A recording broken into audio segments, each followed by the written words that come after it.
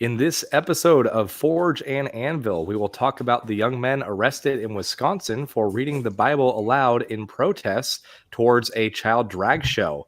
Next, we'll talk all about how the governor of Illinois signed a bill allowing illegal aliens to become police officers. We'll talk about whether or not this is a trend from a blue state that we want to import across the country or not. And then finally, Caitlyn Jenner attacks Ron Desantis for daring to paint Jenner as a deviant, which leads us to ask the question of the century: what is a woman? Welcome in, everyone. Thank you for joining us at Forge and Anvil. It's our Monday night live stream. If you're watching this on one of our podcast platforms, feel free to join us sometime for a Monday night stream. We stream live on YouTube and Rumble, and we take your chats. My name is Connor. I'm host of this podcast, and I am joined by two first-time guests tonight, the first of which is Haley Kennington. So, Haley, please tell the audience who you are and what you do. Well, hey, guys. Thank you for having me. I was the research director and story editor for Daily Wire's What is a Woman? I was also research director and story editor for The Plot Against the President. I'm a journalist, and I'm the news editor for Wrong Speak Publishing. So thanks for having me. Welcome. Glad to have you. And another first-time guest is Andrew Jackson. So, Andrew, same question to you.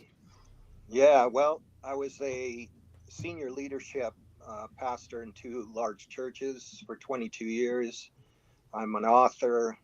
I've been involved in the Middle East for 30 years, and I was a professor. Now I'm running for the Arizona House of Representatives in Gilbert, Arizona, which is in the East Valley of Phoenix.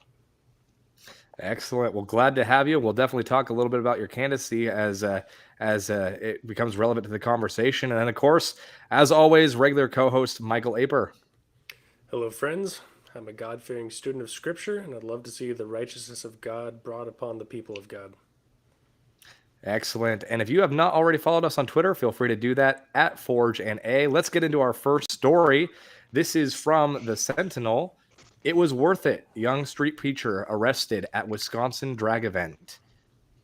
Police arrested and detained several young people in Waterton, Wisconsin on Saturday while they were preaching the gospel at a public drag event targeted toward children. Video circulated on social media showing multiple police officers, arresting Marcus Schroeder as he was reading from the Bible. One officer was recorded aggressively pulling a microphone out of his hands and walking him away in handcuffs. Nick Prowell, another young Christian, was detained and removed from the venue, but later released with a warning. Jason Storms, who recorded the viral video, said in remarks provided to the Sentinel that the young people who attended Mercy Seat Christian Church in Brookfield, Wisconsin, were some of more than 200 individuals from various groups assembled to protest the drag show. The police, per orders from city leaders, arrested several young people. 3 were arrested earlier in the day while inside the park praying and talking to attendees, and then released with warnings, said Storms, who serves as minister of evangelism at Mercy Seat Christian Church. It was open to the public, thus the public's right to free speech carries with them. One was arrested later in the day for preaching on the public sidewalk outside the venue and is being charged with unlawful use of sound amplification and resisting arrest. Schroeder said in an interview with the Sentinel that the incident has encouraged him and his fellow church members towards further boldness, noting that the fight's not going to go away. It was worth it. It's actually an honor to be counted worthy to stand with the cloud of witnesses who have gone before us and been arrested for the sake of spreading Christ and his kingdom, he said. If the police wanted to try and set an example for others or anything like that, the only thing I've seen is actually the exact opposite, where more and more people are seeing the severity of what's going on and being called to more action. So there's definitely more in that article that we can get to as we go through our discussion here. But when I first saw this, I thought it was interesting because this seems to be a trend right now. It seems like more and more the First Amendment is under attack. Now, of course, we can get into the nitty-gritty of whether or not the protesters should have been there, whether or not they should have been using amplification and all the technical aspects of this case. But either way, this is not the first time that individuals have been arrested for preaching, specifically when it comes to pride events and drag shows. There was recently another man that was arrested in Pennsylvania underneath a similar circumstance. He was not using amplification, though. So, again, that is kind of interesting how that was the cause of the arrest in this incident, although there was no warning given. At least that's what the individuals who arrested say. So it's pretty interesting to see just the fact that this is becoming a trend in general. There was another man in Franklin, Tennessee that was arrested under similar circumstances. I believe he was just wearing a shirt with scripture on it. So anyways, the whole thing is just really interesting to see, and I thought it'd be a great conversation starter. So Haley, I'll turn it to you for your initial reaction on this article. Yeah, so when I first read it, that was my first thought was, okay, so this is mainly around the amplification issue, and it makes me wonder, had they not used I guess it was like a big speaker and a microphone, had they not used that, I mean, I would like to see how that actually played out. Is it because of the decibel level, like how I would like to know further details on the actual arrest itself. If they hadn't used that, would the same thing have happened? Like you said, there's a lot of other incidences where there wasn't any kind of speakers used or megaphones or things like that, and they were arrested for far less. But it's interesting. I'm sure that going into these kind of events, these police and security, whoever is doing the security at the event, has a little powwow on what's going to be acceptable and what's not, and for that amount of time, it seems like they really get a lot of leeway, whereas if the roles were reversed, I don't think we would see so much of that. We don't see much of that, if there were Christian events and it got bombarded, or like with the Moms for Liberty, their conference with, there was just a street of people with signs and screaming and yelling the entire time. And there weren't a bunch of people arrested from that. They used all kinds of amplification methods and whatnot. So I would like to know more details on it, and I hope more comes out so we can see exactly what, the arrest says. When it comes to the amplification issue. Yeah, I agree. It'll be interesting to see as the story develops what kind of new details were given, if any. We'll see how transparent this story ends up becoming. But Andrew, I wanted to turn it to you for your initial reaction as well. I'd love to have these young guys in my church. That would be my first statement. It's a public park. This is kind of in your face, and it's happening everywhere. But it's a public park. I've had major events, authorized events, church events in parks where we fed people, where we had medical available, all of that kind of stuff. And people are blasting music all through the park. It's amplified. It disrupts everything that we do. So this is kind of, in my view, I'd like to know who these city leaders are, because I would like to know, is that the mayor? Is that the city council? Who's making the decision of that arrest? The other thing is, it says more than 12 policemen were there, or police women were there. That's, for 3 guys or whatever it was. I also would like to know where the pastor is, because I would have, if I was doing this and these guys, one guy was on staff, and I'm sure they talked to the pastor that they were going to do this. If not, I think the pastors have to go down to where these city leaders are and have a big talk with them, because really you can't isolate an event in a park, in my view. They had it blocked off. They did a lot of different stuff. In Arizona, I don't think that could ever happen. I grew up in Seattle, so there's a lot of stuff going on there as well. But I think this is really not a good situation. I think there should be some legal action to try to stop this stuff. Well, ultimately, it seems like the article doesn't give us a whole lot of information. There's questions left yet undiscovered as far as what was the severity of their, the megaphones, their disruption of what was going on. But undeniably, like you said, Andrew, there was a pretty significant police presence. The presence, and for a public event, usually a large public event like that, you'd think it's endorsed by the city. And is that what's going on here? Or are they saying that there's a public endorsement, which clearly, there's protesters. How is it that protesters don't get turned away when they want to stand outside Barnum and Bailey and scream about murdering animals, which is not taking place at Barnum and Bailey circuses, but that's just one example. I mean, there have been protesters for Chick-fil-A of all things for saying they support the family model. So there's certainly protesters in every direction that are usually left alone as long as they can maintain somewhat of peaceable conduct. So what I want to know is what further details were omitted from this article that could help us understand better why the police and law enforcement felt that they needed to take some sort of action. Also, I'd like to know what was going on in this drag show. What kind of sexual things were going on? Normally, it's not. I think in the article, actually, it says that there was that going on, which is very typical in these drag shows. In Arizona, if parents expose children to pornography, you could take the children out of the home. And this kind of thing is a public demonstration. Let's say example, when we used to have these events in parks, churches. If a drunk guy comes in the park and drops his pants or starts doing all kinds of crazy stuff, he's gonna be arrested. You just can't do that in public. So that's where I think, at least what I saw in the article, is that there were a lot of sexual stuff, or at least demonstration of sexual stuff, involved in this drag show. So I think it's really an issue of, I think it even mentions that they were being exposed to sexual exploitation. Well, supposedly the kids were being given dollar bills to tuck into these gentlemen's lingerie, which is a disturbing notion, no matter how you paint it. Well, and there was some photos circulating as well showing some of the horribly scantily clad individuals as well. But go ahead, Haley.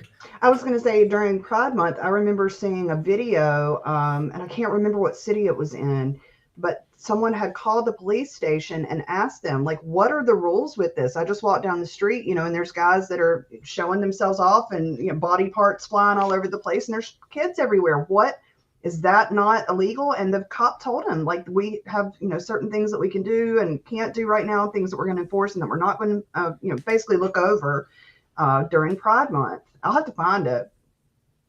The other thing is, this is a magnet for pedophiles. I mean, these kinds of events draws all kinds of pedophiles, especially. And so, one of the things that I want to look at when I get into the house is the legal liability. These events, whoever's putting them on, whether it's a government or any private organization, should be legally liable if anything happens with pedophiles or with something happens to these kids, even though the parents are exposing them. I think once there's legal liability, a lot of times these lawyers will tell them not to put on these events. So I think we have to go that route. We have to stop, because obviously these city leaders authorized this to happen. And so I think that it really has to be taken and approached legally, and to stop this stuff, because there's nothing that gets me more riled up than the exposure of sexual exploitation of children. And even here in Arizona, with an open border, children are being trafficked by the thousands. They're coming through. If you come to the border and you have children, you're automatically let into the country. But they never ask if these children are the adults' children. In other words, a lot of these adults are not the parents. They're just bringing children, street children, through the border so they can get in, and then they're trafficked as soon as they get in. So, DC, they say they've lost track of thousands and thousands of children. So this, to me, is one of the plights really on America right now, and if we need to really stop it. Yeah, I completely agree. I wanted to go ahead and pull up the video of the arrest just to give us more context of what it looks like here. I didn't have it queued up earlier, but I've got it now. So let's go ahead and play it for the audience to see, and we'll get you guys' reactions. Serve one another. For all the law is fulfilled in one word, even in this, you shall love your neighbor as yourself.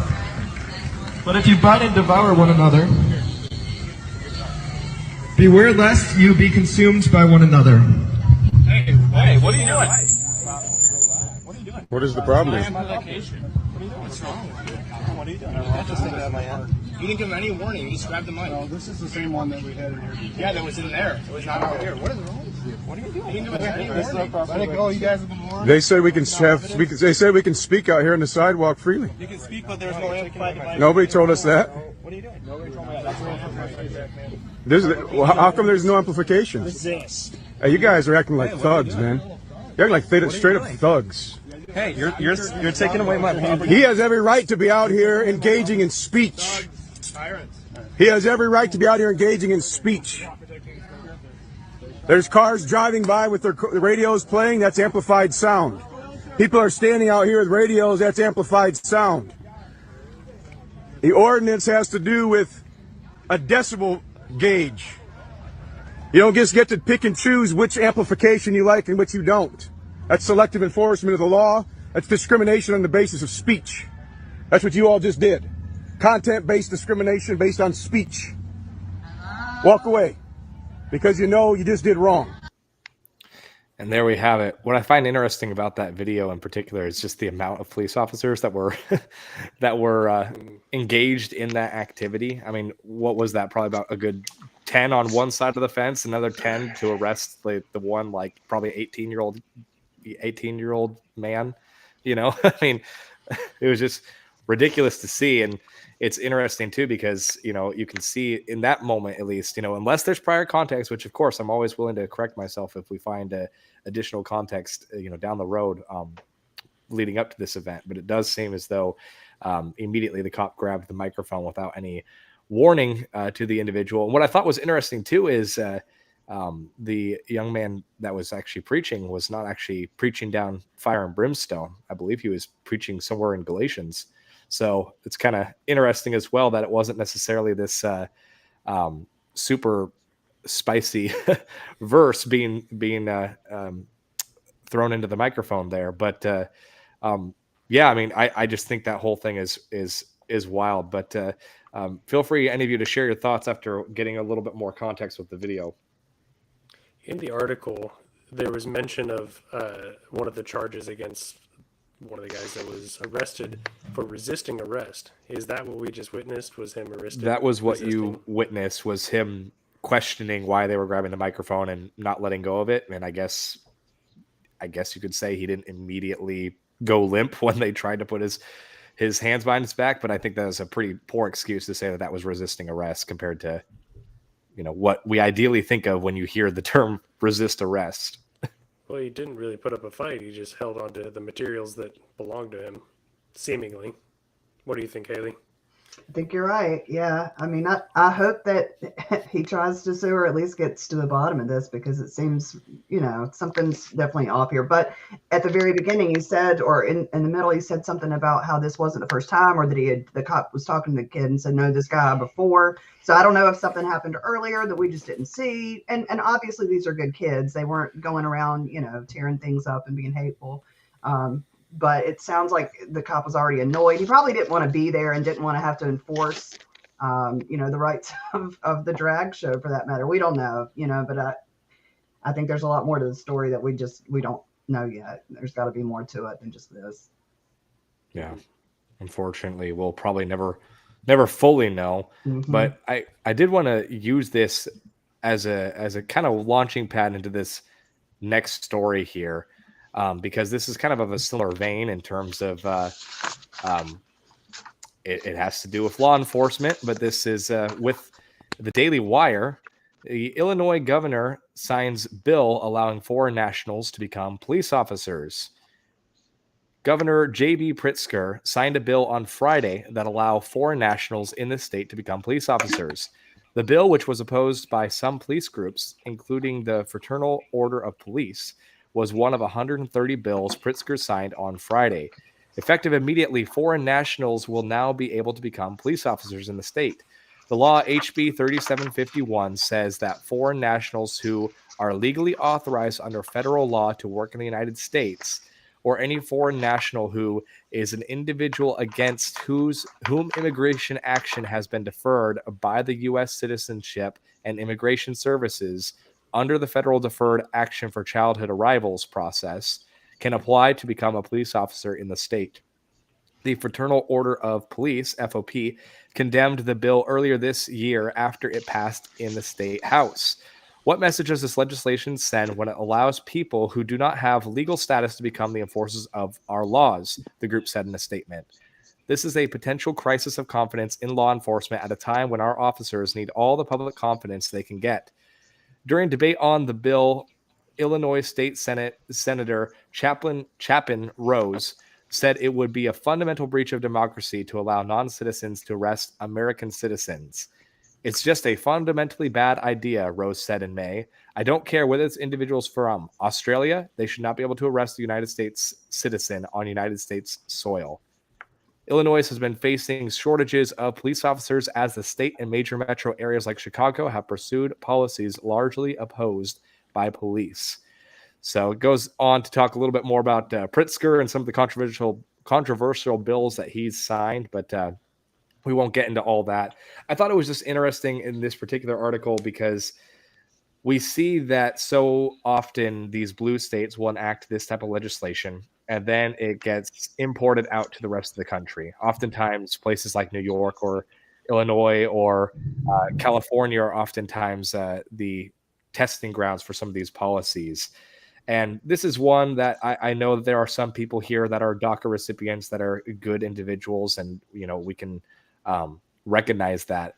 But regardless, I think Aristotle was the one who said that tyrants will prefer the non-citizen to the citizen. And it just is an interesting idea that you can be an American citizen and potentially get arrested by a non-citizen who potentially, well, I shouldn't say potentially, we pretty much know that they have broken the law in order to even be in America in the first place. So I just think that's really interesting.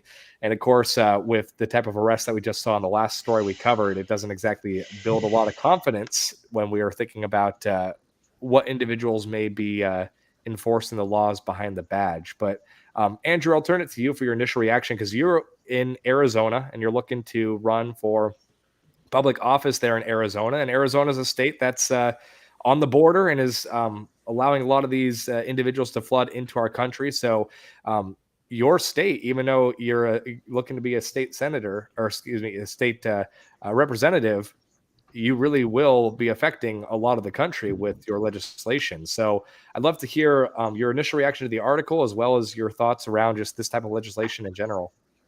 Yeah, a couple things. This article sounds like they're coming across real compassionate towards the illegals. But when they say their status is deferred, well, that's almost every illegal. Or, it can be years. So that depends on what you state there. But it's really the failure of the government to establish their police departments. So really, they're doing this because of their own failure. And the other thing is that I would probably bring up is I'm not sure there's a lot of violence there. I mean, a lot of the reason there's shortage of policemen is because they are put out there and in really dangerous situations, violent situations, shootings, that kind of thing. So that's why they're losing a lot of police officers. But if something, we sound like, well, arresting an American citizen, but what if one of these officers are shot? I'm not sure they'll have legal status in the courts because they're not citizens. And I know in Arizona, there's real restrictions on any illegals in our court systems and what they're able to accomplish through a trial. So I'm interested in, you're putting these people out really in violent situations, especially in Chicago, and then you're kind of just using them, really, in my view. But obviously, I'm against having illegals, because doing this kind of work is, to me, it's unconstitutional. I don't see how they can uphold this. Otherwise, you can say they could be a mayor. Right. Or they can do all kinds of, if it's just an issue of they have a green card or something. But really, I think a lot of these people are just illegal, and their cases are being deferred. They're years before they can get their, a hearing. Right. Yeah. Haley, what was your initial reaction? I mean, he really hit all the points that I was going to make. You know, Chicago, America in general has sort of lost their respect for the police department for several different reasons, especially within the last several years, you know, from the Summer of Love and all that. So it's interesting to see that it must be what he said, that there's just not enough people willing and interested to take on that position. So it's wild to me that they can even do this, that they can bring legals in and just say, sure, here, now you can, you know, protect and serve. It just doesn't make any sense to me. I hadn't heard about this, so this is new to me. But yeah, that's wild. Yeah, Larry for Tennessee on Rumble said this is part of the plan to usurp the liberty of the citizens. Tennessee tried this. HB 0765, introduced in the House by Rep. Jason Powell, and a companion bill, SB 1012, introduced by Senator Stephen Dickerson, would permit any permanent legal resident of the United States who is an honorable discharge veteran of the U.S. Armed Forces to be employed as a police officer. So it's interesting because, like I said, they try to import this stuff from these blue states. Grammy for Truth on YouTube said that is highly suspicious. This will open the door for foreign police forces on our soil, such as CCP. I bet it has nothing to do with shortage. And the reality is, Grammy for Truth, it probably does have to do with shortage. But I mean, either way, they're going to use it. If they have an excuse, they're going to use the excuse. Now, I mean, to your point about the CCP specifically, we have discovered that there are CCP police forces basically operating as foreign police forces already in areas of the country right now. That's been discovered on more than one occasion at this point. So it's all pretty wild in general. But Michael, I know you've been quiet on this one, so feel free to jump in. At the risk of sounding in opposition to everything that's been said, which I very rarely take that stance, there was some, I thought, contradiction in the article where what was quoted from HB 3751, the actual legislation, was saying that the individuals that are eligible for the position in police are legally authorized under federal law to work in the United States, or, like I mentioned, part of the DACA, the Deferred Action for Childhood Arrivals. Now, I thought it was interesting what Andrew mentioned a moment ago about the legality aspect of if an officer gets shot, what are their rights going to be in the legal system? That's the most compelling argument that I've heard thus far. But the other concerns that I have, and even what Larry was mentioning in the chat, why do we have a problem allowing a permanent resident to be in law enforcement if we don't have a problem with them going overseas and dying for our liberties? I think that's an issue that I have. Moreover, when a non-citizen is in the United States under a legal status, presumably they have abided by all laws necessary with the Department of Homeland Security and are bound by the same laws that any citizen is bound by. So my question is, like, if they're bound by the same laws, what excludes them from having any authority to preserve those laws in the public forum? Yeah. Well, I think you're right in some cases, but again, bound by laws. But the reality is, this is a failure of government. It's not the police fault. It's just the shortage of the situation of how they're allowing the violence to go on. In other words, I definitely agree.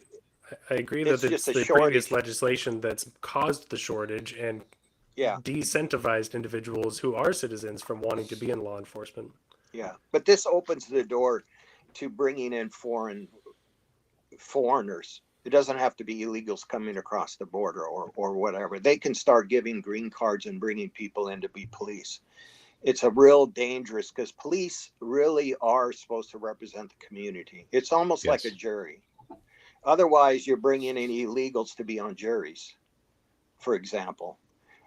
So I think that I have compassion for the people in these situations. You know, I really do. I know a lot of illegals. Being in Arizona, of course, you're around them a lot. So I really understand the compassionate side, but this isn't compassion. This sounds like, oh, they're having compassion for these illegals and trying to provide them jobs. No, they're just really covering their own failures. And that's what I see as well. Is it's not necessarily compassionate to the individuals that will take the jobs. It's more compassionate to themselves who need the jobs to be filled. That's what seems like the motivation to me. But you're putting them at legal, you're really put them at a major risk. Yeah. Because if something happens to them, their family has no recourse. I don't believe anyway, that's Arizona. There's legal restrictions on the rights of anyone in a court, as it relates to, especially if they're illegals. So it says federal law, authorized by federal law. I'm not sure what they're referring to. Is that, do any of you guys know? My guess, it sounds good, but well, yeah. What does it mean? My guess would be employment sponsorship, and the sponsorship could either be through an H-1B visa, which I doubt would be taking place. That'd be up to the state, of course, or otherwise sponsoring the permanent residency. Because typically, like Andrew, in a lot of the cases of those illegal immigrants, they apply for permanent residency and are rejected or postponed indefinitely. So if this was a means by which applicants for permanent residency could be expedited, that'd be a different conversation for sure. But that's not explicitly said in this article. Yeah, but most of them are claiming asylum, right? These illegals would have to be claiming asylum. So we're saying, in Arizona, well, I would say at least 95% of them are not asylum cases. I don't even think it'd be argued asylum cases. My guess would be their DACA status. I don't know. I don't see. I think it's. I don't know, but anyway, I think that this will happen in big cities like DC and Chicago, and because they're failed cities, so they have to find some solution. This will never happen in Arizona, even though we have a lot of illegals coming in. Yeah. I think the push may be to get it in Arizona eventually, though. I think places like Maricopa would probably be pushed to try to implement this stuff, through Katie Hobbs would probably love to sign a bill like that. That's for sure. Yeah. One of the reasons I'm running is that most people don't know this. We're really at a crisis point because even though we're put up as a major, whoever wins Arizona in the presidential run is going to win. Right. They need it, whoever it is. Yep. But in the legislature, I think we're one. The Republicans have a majority of one in the House, and I think two in the Senate. If that switches, if that flips in 2024 with Katie Hobbs as governor, they'll pass anything. You're right. They'll pass anything. But it's so we're really at a crisis point in Arizona. Yeah, and unfortunately, those midterms did not go as we had hoped. In fact, I did actually reach out to a bunch of individuals that I know from Arizona, and I asked them. I let them know that a potential representative would be on the show, and I asked them what their big concerns were, and they had three main issues that kept coming up: inflation, the border, and election integrity. So, I'm curious, Andrew, because obviously you're running and you saw a lot of what happened in the midterms. What's your take on some of the craziness of the elections and everything that's been going on in Arizona and Maricopa specifically? Yeah, well, one of the things in the midterms, which I was very involved in, I don't know if you saw any of my Twitter spaces. I've interviewed all the politicians for a couple of years now, but the issue for Arizona is very independent people, and they don't like, kind of authoritarian style. And unfortunately, when we got to the general and we had some MAGA folks, they began to come across, not the policies were no problem, but it was the style which they came across. And that really hurt us in the election. As it relates to Maricopa County and elections, Maricopa County's, I don't know what it's growing by, 100,000 a year or something like that. I mean, it's crazy. It's one of the fastest And growing counties. I know that in the entire nation. yeah, So where I live is part of Maricopa County. Maricopa County needs to be split up in 3 counties. at least. And it's going to be LA County, it'll be King County, it'll be these kind of counties. They function as a state within a state. They're so big, and Phoenix is part of that. And so I think it's incompetence. Most of the election issues that happened in Maricopa County were incompetence. And I tell you, the larger it grows and the larger the government grows, the more incompetent they're going to become. So, we're really at a point where election integrity is really crucial. But it's also the reality that you're having government trying to run these elections that just don't have the capability of handling so many people in an election. So they're running them like 5 years ago, where you can't with so many, such an increase of population. So we're really, again, I do agree that and the border adds to it. Arizona is very concerned about the border situation, and we're kind of helpless. There's hardly, there isn't much we can do because it's a federal issue. So, except internally, we can force them out of Arizona. And that's what's beginning to happen, really. Some of the crackdown that we've had in the years past, the illegals are getting out of Arizona, and they're going in other places in the U.S. Yeah, unfortunately, that is very true. Yeah. I mean, the whole thing is wild. I think something that's interesting. Larry actually, I think, said something along this line in the chat here. Larry said, "Certainly true about legal residents." This is to your point, Michael. He said, "However, it does boil down to dual loyalty. Everybody that serves in the armed forces has the ability to become citizens, swearing an oath to the Constitution." And so, specifically to swearing the oath to the Constitution, the more that we have these individuals who come into the country, even legally, there's still something to be said about whether or not we want individuals who are non-citizens to be in some of these roles. And beyond whether or not we want them to be in some of these roles, ultimately, if there's not proper mechanisms in place for the enforcement to be done properly, selective enforcement was the term that the individual used in that video of the young man being arrested for preaching at the drag show. Selective enforcement is an interesting idea in general. And when you think about someone being a non-citizen having the power for selective enforcement, that's where things seem to get really dicey. I mean, I want to bring you in on this a little bit more, Haley, but it seems like the defund the police movement was not necessarily because they just wanted police to be defunded and gone forever. I think it really was a matter of removing a police officer that is familiar with your community and that is a local name in the community, and replacing that with someone who maybe does not have loyalty to the area in which they're actually policing. I mean, am I off on that? I mean, that's sort of what I'm thinking too. Yeah. I mean, I can remember growing up and seeing, police officers and stuff, and it was a good thing. They were very friendly and would come up to you, especially in a smaller town. You got to know people, and everybody knew everybody kind of situation where everybody, was aware of who that was. They were in your neighborhoods all the time. It wasn't something where you were afraid of the police or, you were sketched out that they were around. It wasn't anything like that. So yeah, it's probably, to break up any relationship like that where there's a trust issue, because that's just it. With the police, there's a power dynamic there. They do have a lot more power than the regular individual. So it's important to have the trust of the people that you're serving.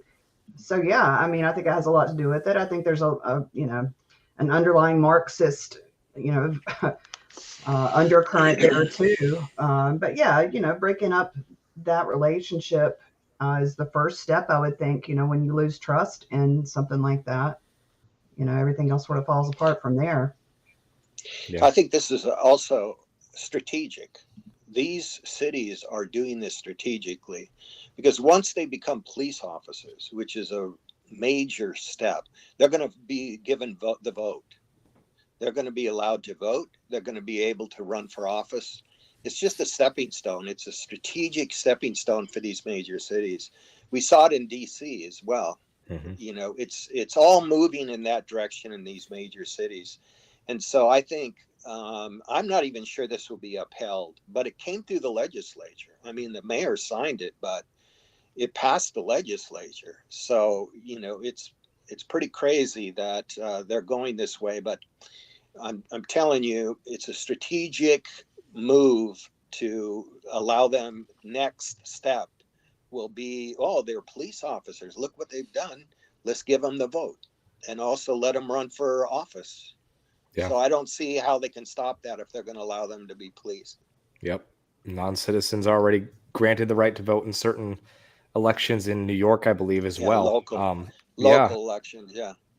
Yeah. Once Upon a Reset on YouTube said, Cloward Piven strategy seeks to hasten the fall of capitalism by overloading the government bureaucracy with a flood of impossible demands, thus pushing society into crisis and economic collapse. There we go. That kind of is along the lines of what you were saying, Andrew. It does seem like it is by design. Oh, we have a few people on Rumble as well. Freely Ashley wanted to say hi, and Hidden Angel says, not sure foreigners in armed services is good either. We had spies in the Navy. Yeah, exactly. It just boils down to that dual loyalty, and I think you're absolutely onto something with that, Andrew. I think it's just going to become a talking point. You know, they're already risking their lives. They're putting their lives on the line for us. So why shouldn't they have the right to vote? Exactly. That'll be the narrative.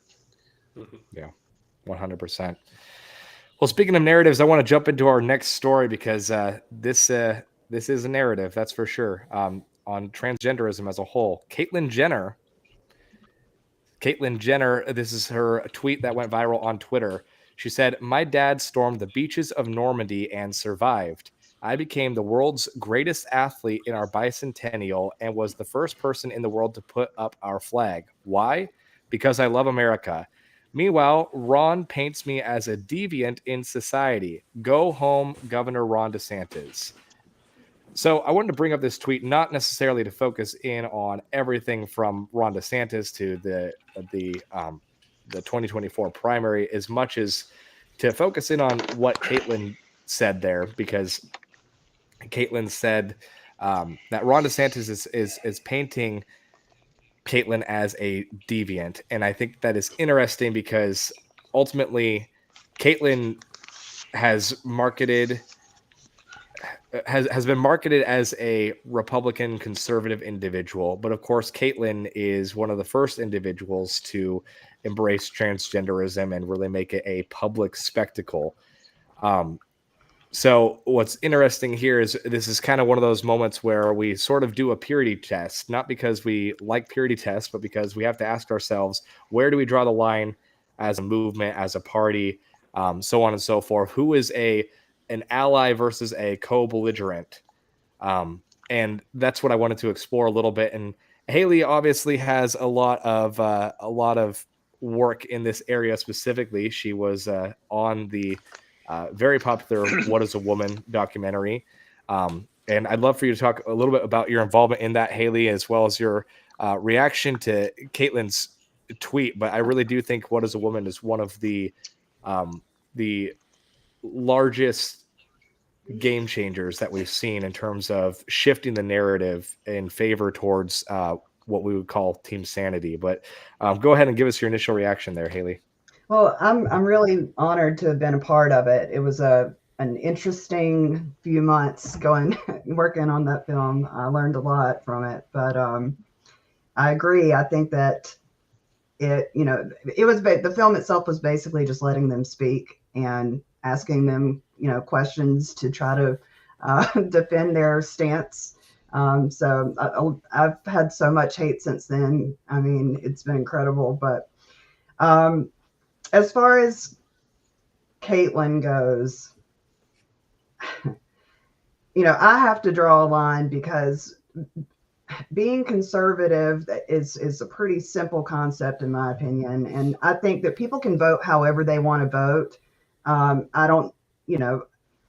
a lot of people argue that, we should bring over anybody and everybody that you can to vote, on our right of center. And that's fine. They can vote however they want to vote, but propping someone up who is trans and saying this is one of the faces of the conservative movement and wheeling them out on stage and bringing them out to different conferences and things like that. I have no interest in that. I have zero respect for that. That he does not represent anything conservative, in my opinion. If he agrees with, I don't know, a broken clock is right twice a day, right? That's fine. But I don't think he's someone that needs to represent the conservative movement. Personally, I don't have any respect for it at all. He has such a huge, or at the time, and I'm sure still does have, millions of followers and people that look up to him, and young men and women, for that matter, athletes that looked up to him and wanted to, worked out every single day, or, ran track, did all, trying to be like Bruce Jenner. And for him to have such a huge platform and just all of a sudden one day, and look, be happy, do your own thing, if that's, but it shouldn't be, this is your entire identity and doing press tours and walking in heels. I'm not here for any of that. And he doesn't represent what I believe in. So, I sort of pushed him off to the side. I mean, as soon as I saw them start wheeling him out and putting him on the cover of all these different magazines, and, I was already burnt out with it, but I don't know. I just think there's a lot more really, wonderful men, people, athletes even, that could represent the conservative movement besides a trans person. So no thanks for me. Andrew, what was your initial reaction to Caitlyn's tweet? I don't know what Ron said. I don't know what he's responding to, but he wraps himself in the flag. So he talks about his dad. Well, my dad was a Marine in World War II as well. That doesn't make me a good person.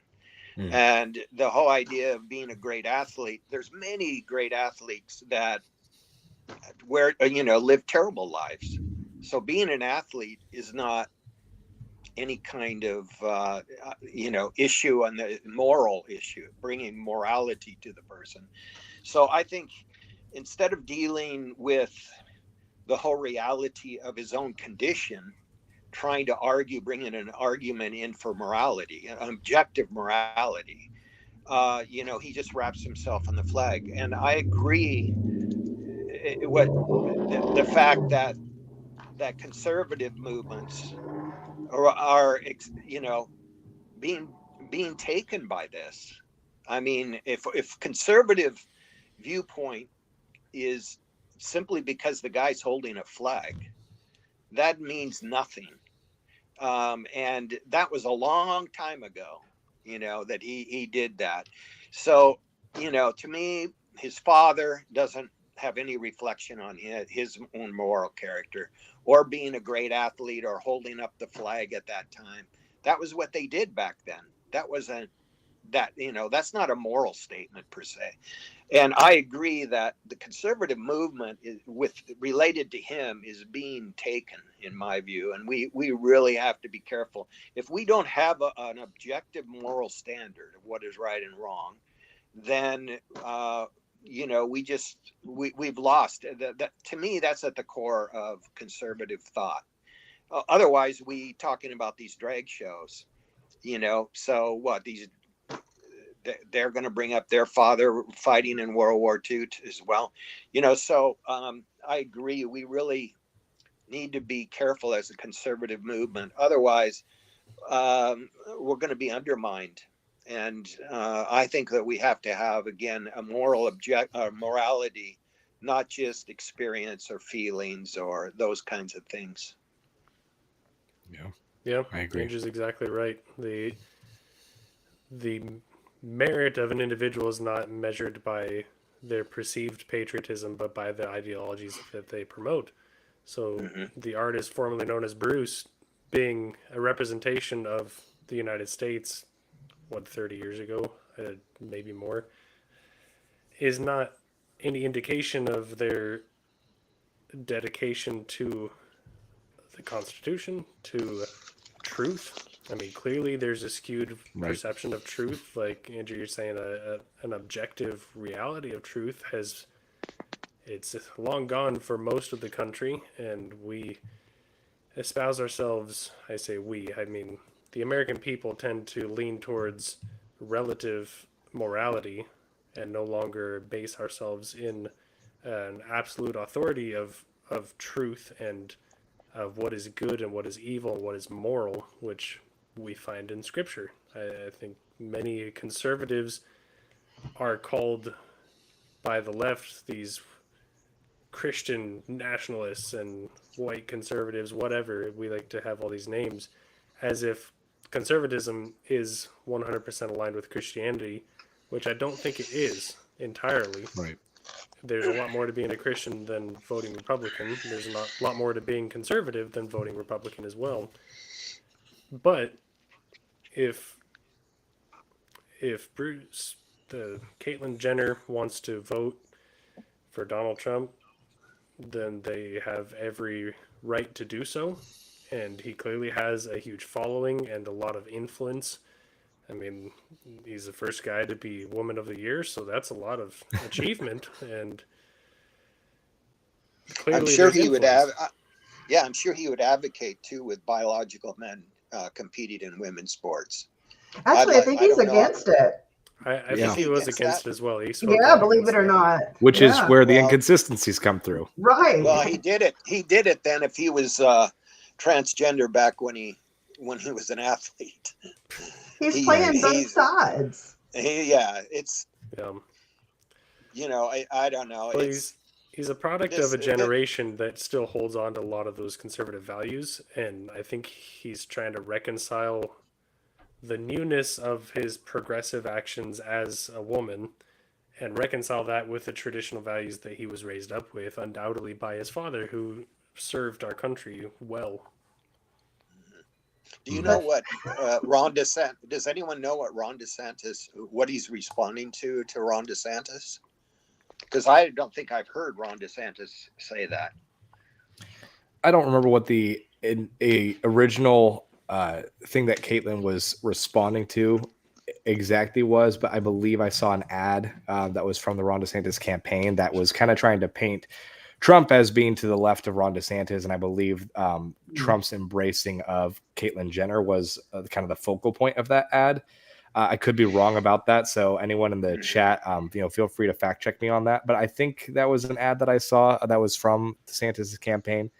And so that may have been what was initially getting Caitlyn to get on Twitter and react. I think he needs to see What Is a Woman. That would be somebody send that to him. Yeah, I I'm think sure he does he'd watch too. it. Yeah. What's that? I said I think he does too. Yeah. Well, tell us more about that, Haley, because obviously that is a movie that caused a lot of talk on both sides of the aisle, for good or bad. But I mean, I'd love to hear a little bit more about, first and foremost, I mean, how does it feel knowing that you were a part of what was probably the biggest project from the right in terms of shifting a narrative in real time?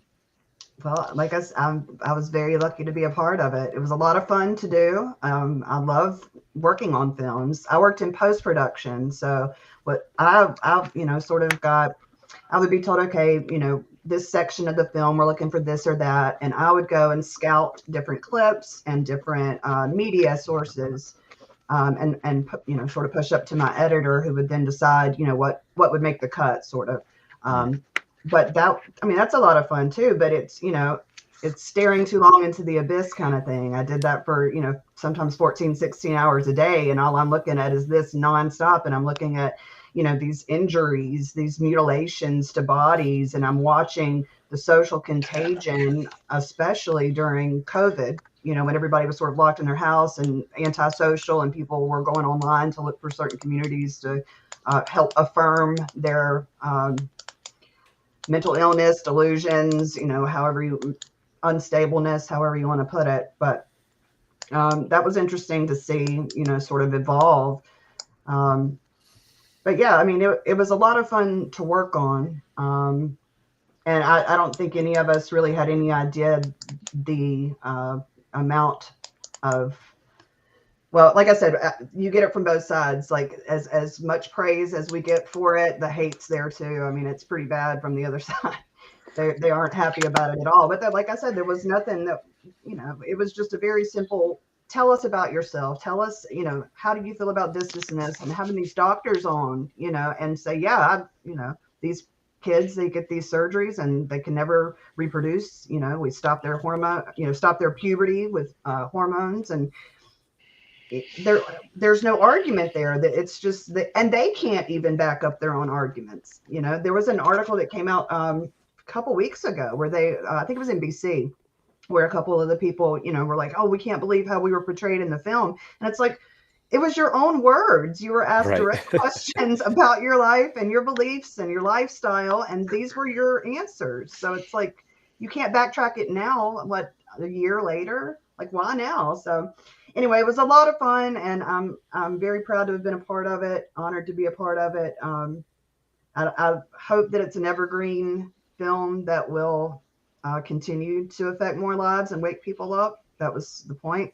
I really do hope that it drives a lot of people to be more informed, and if not, to at least dig deeper and ask questions about the entire movement. I'm really encouraged by the new documentaries like What's a Woman, but also what it was, A Call to Freedom. Some Sound really of Freedom, quality Sound of Freedom. I'm really encouraged by the quality that's starting to come out, and I hope to see more because they have a major impact. I just saw The Essential Church. I thought it was well done. There was a lot of issues brought up, kind of the insides that there needs to be a lot of discussion among the church. A lot of Christian leaders need to reevaluate things. So I thought I'm just encouraged by some of the quality that we're seeing. Yeah, I agree. It's been awesome to see kind of, we've covered it a lot on this show, a lot of people reclaiming the culture that have more conservative beliefs and or at least just non-woke beliefs, which is already a step in the right direction compared to a lot of the stuff that's coming out of Hollywood right now. Haley, I wanted to ask you, because you said how you think that Caitlyn needs to see What is a Woman.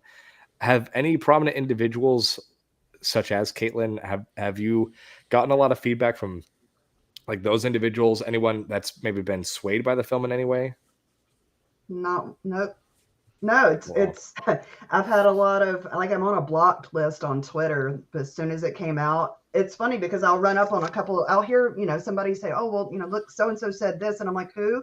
And I go to look and it's a trans person and I'm blocked. And I'm like, okay, cool. I guess my name or anybody that was involved in the film, we got put on a blocked list. So there's like a whole section of Twitter that's gone through and reported us and, blocked us from Twitter. So no, I mean, personally, I've not had anybody reach out and say, wow, this was impactful as far as any, someone like him or of that status. No, it's interesting. Actually, I haven't heard him say anything about it, but I don't follow Bruce Jenner, so I don't know. Maybe he did say something, but I haven't heard it. Right.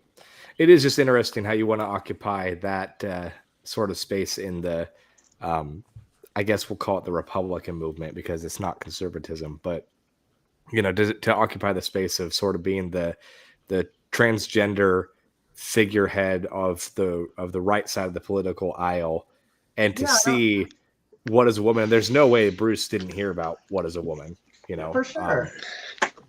But I wonder how he'd claim it. Yeah, he doesn't. He's out for himself. He doesn't care. Moment. They don't care. Exactly. Yeah, he's riding this movement and he's on the top of it. I don't know if he was, just around the Kardashians for too long and saw the attention that they were getting and were like, oh, well, here I am.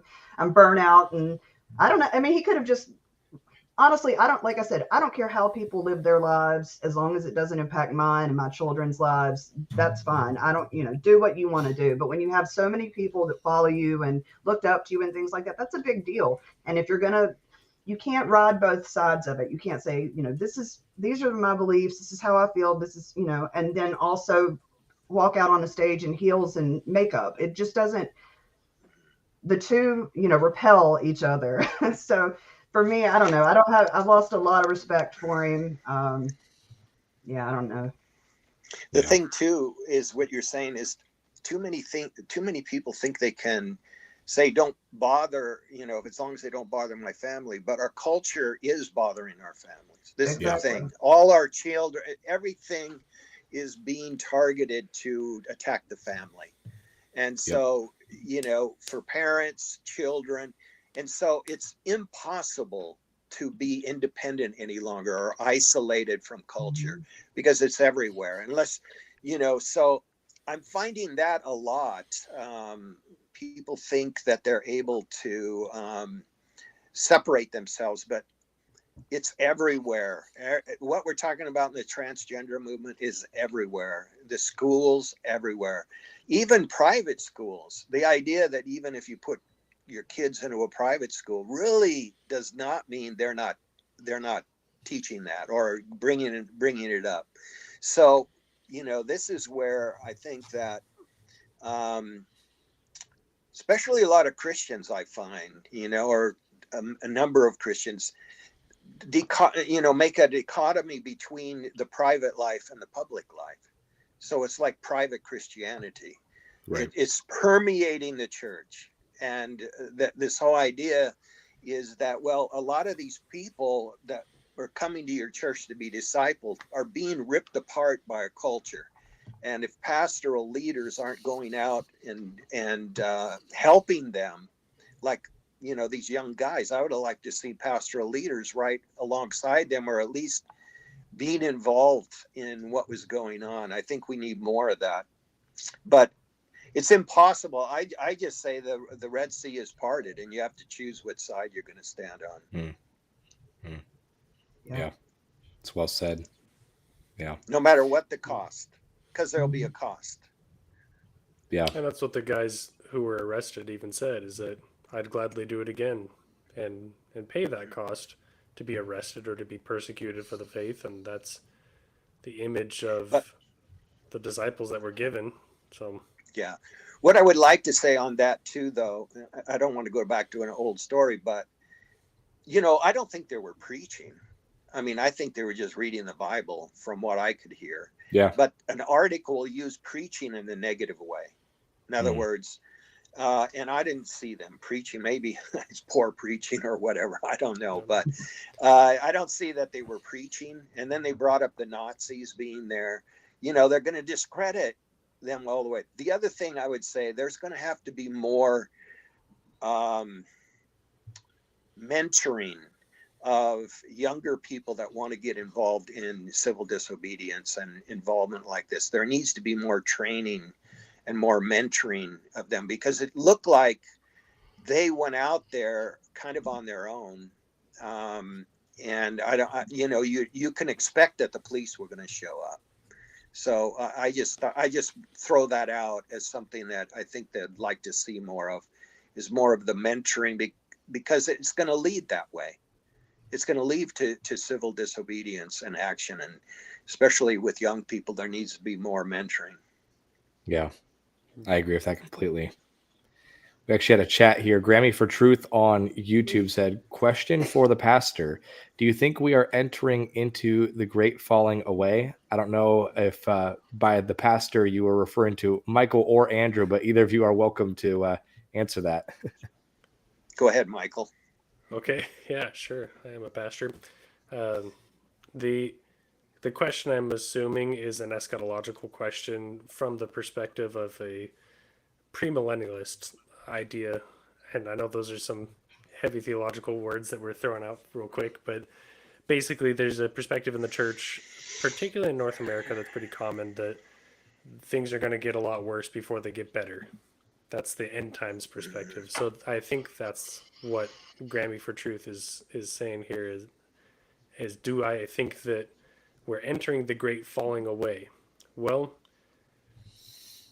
I don't know if that's something that I can say with any sort of confidence, but what we have absolute evidence of is that both the church and the populace at large are rejecting morality.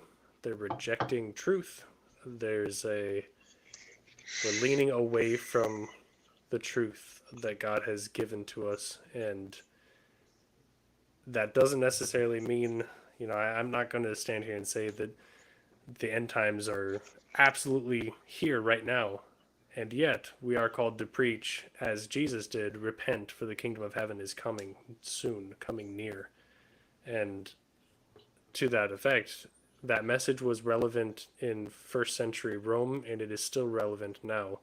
The kingdom of heaven is near. We are in a time of suffering and struggle against amoral beliefs that are being forced into our homes and into our children's minds. There is a certain disparage from any righteousness, and we are certainly waging a war against wickedness. But I would say, oh, go ahead. Go but ahead. What I would like to say is that doesn't necessarily mean that the great end times, the great and horrible day of the Lord, that doesn't mean that's just around the corner, the way that I think a lot of premillennialists would like to think that it is, because we've seen through history, we also, as we look forward, we want to look backward, and we have been in the past, within the past 100 to 200 years, the American society has been a more moral culture than most societies ever have achieved. And now we are declining from that status and entering a depravity that is not uncommon amongst all of world history. I would say that his question relates to the collective West. The church is growing around the world. Unbelievable. It's unbelievable. And my focus has been Turkey for 30 years. The largest growing church in Turkey is the Iranian church, the Persian speaking church. So when we talk about those things, we're really talking about the collective West decadence and falling away of the church. But globally, it's a whole different thing. Yeah, that's a really good distinction. And that's why Western believers, Western Christians have to be exposed on what's going on in the global Christianity, because God is moving greatly. The other thing I'll just want to mention, I think we're living in a pagan culture. So when we look at church history, which is my doctorate in that area, that the early church, I think the culture of the early church is very common to us today. In other words, it's very close. For example, the sexualization of our culture is pagan. All the pagan temples had prostitutes in them, and it's so I would, instead of Marxism, I think that's part of it, but also just pure paganism. That's just a revival of paganism. And so that would be my comment in that. That's very good. Yeah. And by no means are Marxism and paganism mutually exclusive. They have a lot of shared ground. Yeah, I agree. Yeah. Well, and of course, just to wrap that thought up with a bow on it, whatever you believe in terms of your eschatology, it's important to make sure that you are doing what you need to be doing as an individual. You need to be doing good works yourself that the Lord has called you to, and make sure that you don't get lazy or complacent. Oftentimes in the West, from a premillennial eschatology, it's really easy to get lazy because you think, oh, everything's, going down the drain. And so therefore I'm going to just sit and watch and pray, come Lord Jesus. And obviously you can pray, come Lord Jesus. That's a great prayer to pray. But sitting and watching and doing nothing is not a good thing to be doing when the master comes home. So you want to be making sure that you are discipling, and you are, you are spreading the gospel. And of course, where you have responsibilities, you want to make sure that you are being a good steward. So that being said, I did want to go ahead and wrap up the stream a little bit early. I didn't mention this at the front of the stream, but I actually think I may be getting an ear infection. So unfortunately, it has slowly gotten worse as we've sat here discussing this. So if I've seen a bit off tonight, maybe that's what it was. So, but either way, I'm going to go ahead and try to, get some sleep and see if I can knock this thing out. But it's been a great discussion, and I really appreciate both you guys, Haley and Andrew, coming on the show and joining us. So we'll go ahead and go around the circle here. But Haley, where can people find you? You can find me at Lady Kennington on Twitter, and there's a link tree in my bio that can take you to other outlets there. Excellent. Andrew, where can people find you to keep up with all you're doing? Andrew Jackson on Twitter. And then if you want to email me, contact@drandrewjackson.com. Contact@drandrewjackson.com. Excellent. And be on the lookout for his campaign, and be sure to watch that as he goes towards election season. Michael, where can people find you? I am relaxing in anticipation of studying Hebrew for the next few years. I've got the alphabet down. We're working on some words and getting the syntax ready. Getting used to reading right to left, right? Yes. Yeah. I got the Greek down. We're keeping that fresh. And now working on my Hebrew. Awesome. Well, thank you everyone for watching or listening wherever you find us. Feel free to join us if you are one of the podcast listeners. Join us sometime for a Monday night stream, 8 p.m. Central on Rumble and YouTube. You can send in your chats, and we'll try our best to read them. But thank you all. We'll see you next time.